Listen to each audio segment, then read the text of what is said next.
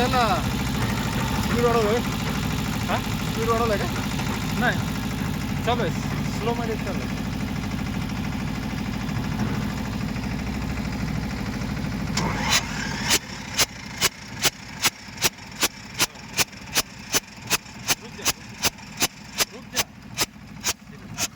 मारते का स्प्रे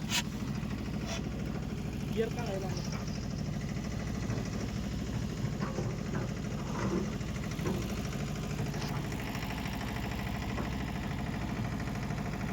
ये इथं काढा